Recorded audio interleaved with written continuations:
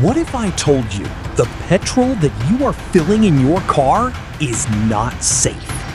The petrol you're filling into your car today could be completely different from what it was just a few years ago.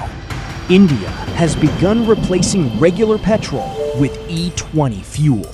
That's why manufacturers recommend checking whether your vehicle supports E20 before using it regularly. Let's understand the whole story behind it. The liquid pumping into your fuel tank right now contains plant-based alcohol. Chemically, it's the exact same family as the alcohol you drink, but it is deliberately poisoned with additives to make it strictly for industrial use. This is E20.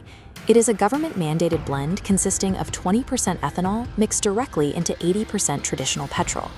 India hit this 20% blending target nationwide in July 2025. That is a full 5 years ahead of the government's original 2030 deadline. Going from trace amounts of ethanol a decade ago to a mandatory 20% mix today requires a complete mechanical adaptation for the millions of engines currently on the road. India currently imports over 85% of its crude oil. That dependency drains billions of dollars in foreign exchange every year and leaves the domestic economy highly vulnerable to global supply shocks. Producing ethanol domestically offers massive economic relief. Instead of sending billions abroad, that capital is redirected into rural Indian economies and local sugar mills. There is also a distinct environmental upside. Ethanol contains a higher percentage of oxygen than pure petrol, which allows the fuel to burn more completely and reduces the nation's overall greenhouse gas emissions. If you are looking at a macroeconomic spreadsheet, this policy is a total victory. It retains capital, empowers local farmers, and lowers carbon output. But if the math is that perfect, why has this rollout caused such intense frustration for everyday drivers? The answer comes down to chemistry, starting with calorific value. This animated diagram compares the energy output of the two liquids.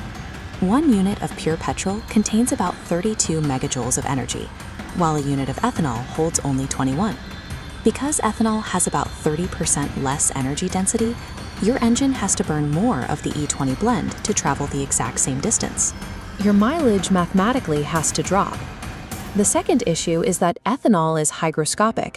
As we can see in this cross-section of a fuel tank, the ethanol molecules naturally attract and absorb moisture directly from the surrounding air. If you drive every day, this isn't a massive issue, but if your car sits idle for weeks, that heavy water-ethanol mixture separates and sinks to the bottom of the tank. It attacks the metal surfaces with rust and begins eating away at rubber seals and hoses. The exact properties that make ethanol an incredibly efficient green fuel at a national scale also make it a slow-acting corrosive agent for engines that were never designed to hold it. That includes almost every legacy vehicle on Indian roads. Cars and two-wheelers built before 2023 were engineered with plastics and rubbers that simply cannot withstand prolonged exposure to E20 corrosion. Owners of these older vehicles are caught in a trap. Using the new blend risks voiding their engine warranties and causing thousands of rupees in damage.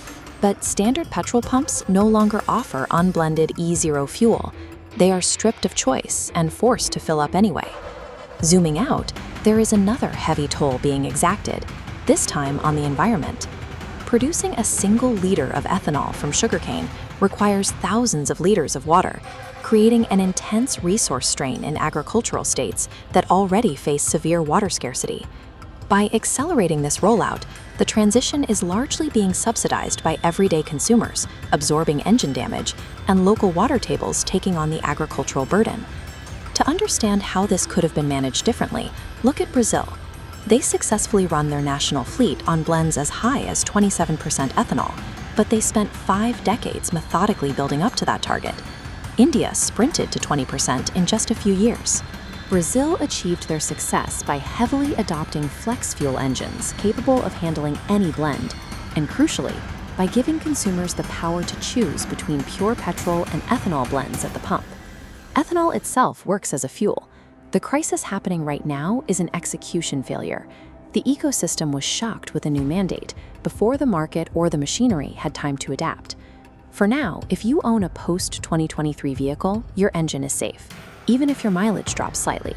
If you own an older vehicle, your best defense is to keep the fuel moving by driving regularly to prevent water separation, or to seek out expensive premium 100-octane fuels that remain unblended. E20 is a messy, complicated compromise. It serves as a necessary bridge to keep the country moving and reduce oil dependency until electric vehicles, hydrogen, and synthetic fuels can fully take over. So the next time you pull up to the pump, remember exactly what you were paying for.